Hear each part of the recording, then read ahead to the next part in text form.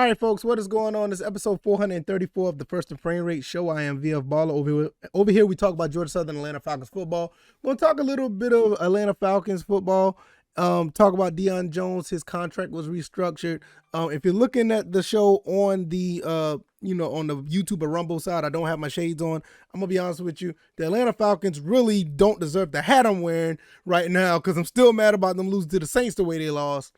And they definitely don't deserve the shades because ain't nothing cool about them right now. So I'm just going to talk about this contract situation and give you my thoughts on the article I got from the Falcoholic.com as far as his restructure. And we also want to talk about Coach Clay Helton getting national attention. I'm going to touch on that before we got out of here because got to throw a little bit of Georgia Southern in there, and we're going to just go from there. If this is your first time here, welcome to the First and Frame Rate Show. I am VF Baller. Like I said, we talk about Georgia Southern Atlanta Falcons football. I am on YouTube and Rumble. I'm also on Anchor, Stitcher, Spotify, Apple, and Google Podcasts. And it's just been a phenomenal week of football. Even though that Atlanta did what they did, I have high hopes for Atlanta. I'm going to be honest with you. I like what I've seen overall. If they can just get away from that fourth quarter demon, they could be a force to be reckoned with because that defense looked really, really good. I was actually surprised with the defense, but something happened in like the 10-minute mark. I know the Saints over here talking about 10:26 now. That's like a new thing for them. That's how rivalries are. But after the 10:26 mark, the defense just went away. And it would be nice if somebody like Deion Jones is out there to help them out. Because, like I said, I think Deion Jones will flourish in his defense. The way this looks, it looks really good. But nevertheless, we don't know what's the future of Deion Jones right now because they restructured his contract, and it opens up space for the Falcons to have more money. It frees up $6.8 million, pretty much $7 million. It also void the 3 years to the deal, and that's really big because if it voids the 3 years of the deal, this could be something really big as far as actually trading Deion Jones once he comes off the IR. Shout out to the Falcoholic.com. I have the link down in the description where it talks about this article. The benefits of this, I quote the article, it said the benefits of doing this for the Falcons are two-pronged. If they are looking to deal Jones, this may increase interest, given that his contract will only cost a little over $1 million in 2022. Very interesting. Once he's off injured reserve, Jones might be more attractive piece for teams that's dealing with injuries and a linebacker looking to inject an experienced player who was once a killer pro. I think that's written wrong. Into a team for what's likely a relative cheap cost in both terms of the contract in terms of draft compensation. The Falcons, meanwhile, will eat some dead cap the next 2 years, but will have the space to absorb that, even if it's not exactly ideal. Now, I wonder how much that dead cap space they would eat if they was to trade him. Very interesting on that. I'm going to have to look that up for another, talk down the road. The second benefit is the Falcons now have some money. They came into the year with less cap space than anybody else, which would be fine if their depth wasn't up to snuff. Just after one game where defensive line reserve were largely not impressive, with the team's slated desire to always keep churning and improving their depth, chances are money will go to new additions sooner than later. So that does make sense. So you got $6.8 million freed up. You could bring somebody in who's probably not on a team that you couldn't get before. Practice squad guys from other teams actually get, picked up from, in all different places. So this is a good situation to where the Falcons could pick someone up and Jones could possibly be traded maybe this year or sometime next year. It only costs them $1 million for 2022, so that could be attractive look for another team if they want to pick up someone that is of somewhat of his caliber. Now, I said this earlier this year, this could be a possibility. I looked on my community tab of YouTube. I did a poll, and a lot of people saying that he would not be traded. I think it was like 40% of saying that he would not be traded, while I think it was like 40 or 45%, where the other was like between first and fifth round that he would go for. With him being coming off IR, shoulder surgery, that's a tongue twister a little bit. With him coming off shoulder surgery, it could be a situation where we may get him to little or nothing. if we was to get him for little or nothing. If it was a situation where we do trade him, I would say maybe a fifth, at best, maybe fourth. You got to understand, we got Brian Edwards, which he dropped a touchdown pass, which, man, if he caught that touchdown pass, would have been a totally different situation when it came to that last game. But I digress. Got Brian Edwards for fifth round. So for Deion Jones, we may be looking at something a little bit shorter than that at this point. And I don't know. The other benefit to that, like I said, with they open up cap space to bring some more guys in that rotation, that front seven, which in my opinion look really good. I don't know if they're trying to get more players down the depth, if they want to try to run another prevent defense and actually get some guys who can rush the passer, which I don't think there's too many people out there at this point now that can do that. But in my opinion, you don't even want to run a prevent defense in the fourth quarter if you have to leave. Just continue to do what you do. If you get beat by doing what you do, that's fine. But if you're playing soft coverage and you're not giving any help to anybody that's defending anybody, you're going to have situations where you blow a 15-point lead. I mean, that's just what it is. So did I say 15? Yeah, 16-point lead. So you have to be mindful about what you're doing with your personnel in general, because you have a situation where you're constantly opening the door for other teams every week. And the Rams, we played them next, and the Rams did look kind of spooky against the Bills. But if you let the gas up, if you let off the gas on those guys, there's no coming back from that. And I'm not talking about just in the fourth quarter. I'm just talking about in general. You want to have a situation where you just constantly bring that pressure to Matthew Stafford, because you saw what the Bills did, and it worked. And we have the personnel to do that. We did it for 3 quarters against the Saints. We should be able to do it again against the Rams. Now, if we do that, it may be a recipe for a victory. Yes, I said it. So, but we'll talk about the Falcons and Rams down the line, somewhere down the line later on this week. But that's what the Falcons have something here. Y'all got to understand, before I go to the next topic, the Falcons have something here. They're not a bad team. They just let one get away because you just had incompetence in the play calling. All right, I know some people said stuff about Casey Hayward, and I don't want to touch on that right now. I'm going to give him the benefit of the doubt. I'm going to let him bounce back, see if he can bounce back next week, and then we'll have that conversation. But I've heard rumblings about Casey Hayward. I get it. I'm not disputing it, but we'll get to that. He gets another chance next week, and I'll just leave it at that. But yeah, that's pretty much it on that when it comes to that situation. I just feel like at the end of the day, this is a pretty good move overall. This is a pretty good move. I'm not against this move, restructuring the contract. It helps and it works out for the Falcons. I don't know what it does much for Deion Jones, but I say if Deion Jones wants to come back and play, it wouldn't hurt him to do so. But the restructure is not the best. Is not in his best interest unless he knows that he may get traded to another team. Now, before we get out of here, I don't have another visual for you guys for Clay Helton. I didn't put it up. I want to give you my sincere apologies for that. I put up the one from yesterday. Let's see if that works.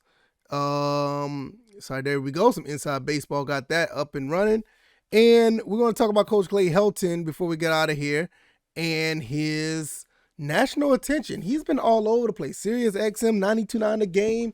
This is a really good thing because Coach Clay Helton is one of those coaches that we would want to have at Georgia Southern to get us, get our brand out there. It's one of the reasons why I was so happy that he got hired, because he came from a big school and won at a big school, won a Rose Bowl championship, So when we got a coach like that here, it puts eyes on the school and doing things like recruiting well, bringing the staff in, showing people how it's done when you play against a team like Nebraska and go up there and win.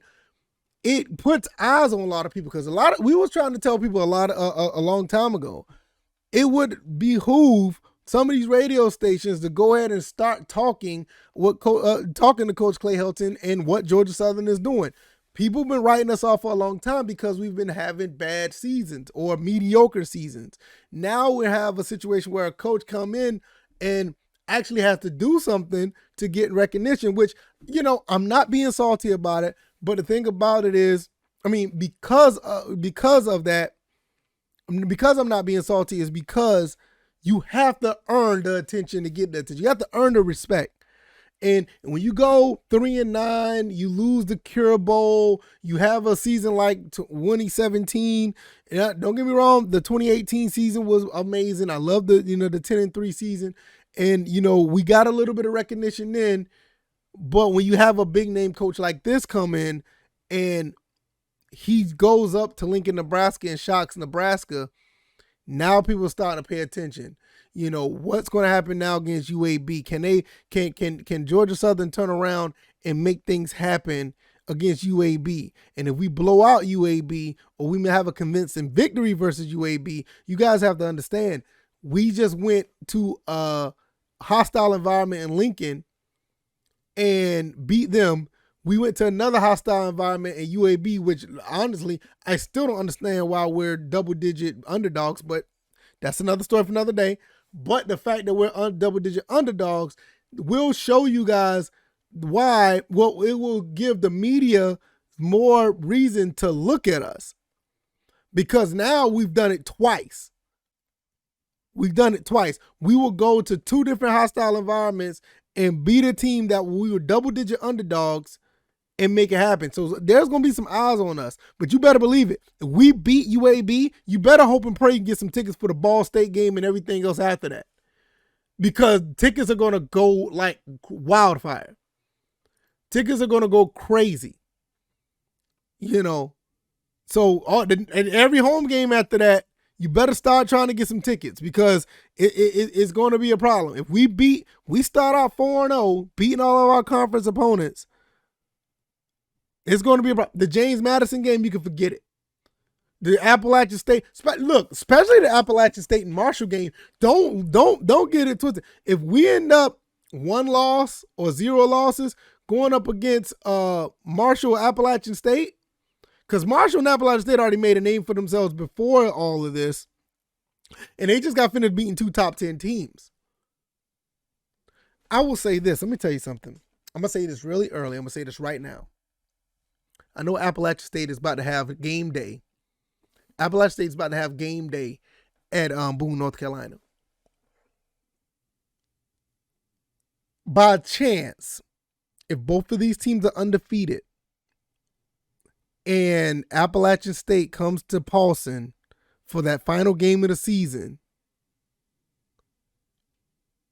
I would not be surprised if game day would be at Paulson. I just don't. Where else they're gonna go? I know it's rivalry week. They're gonna go to Georgia Tech. Really? Michigan, Ohio State, maybe. That may be the one. I can't remember everybody else who plays on rivalry week that'll be that big of a stature of a game.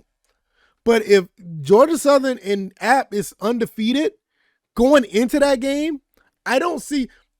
It wouldn't be a better environment. It would be. I can't find a better environment for game day to be in Statesboro. And I know I'm looking way down the line right now. And I kind of got off of a tangent when they talk about Coach Clay Helton's attention. But you see how everything branches off when we go into why we have this coach. It's a reason why. Because this type of stuff is really pertinent. It's really important to have this type of coach for your team.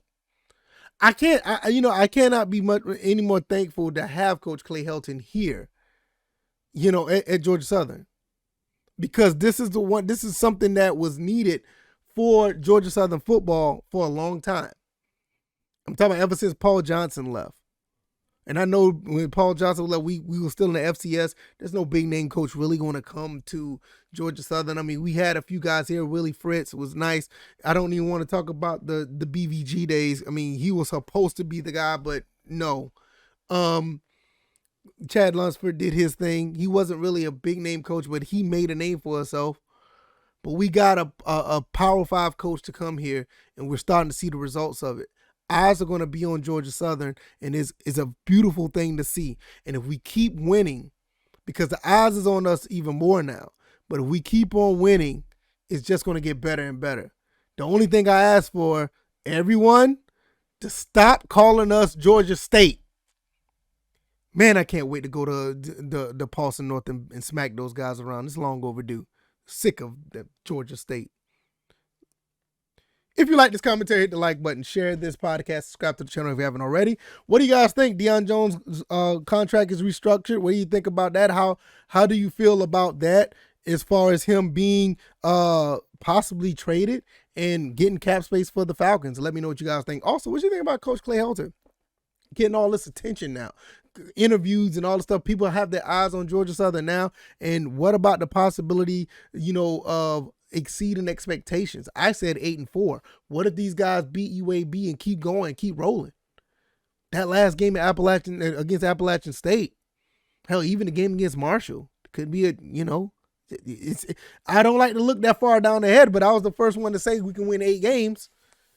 I said that before the season was over last year, to be honest with you. Well, I ain't gonna say that. I said that as soon as recruiting was going on. I said 8-4. I was out there. But we'll see. All right, y'all. I want you guys to enjoy your Wednesday. It is hump day. It's one more day closer to watching Georgia Southern play UAB. And give me your thoughts and opinions either in the comment section or follow me on Twitter at VFBaller. All the links are down in the description to find me on social media. All the links are down there if you want to either support by way of donating or being a Patreon where you get the extra episode. Let me know what you guys think. I am going to get up out of here, and you guys take it easy. Absolutely. You guys be blessed. Have a great Wednesday.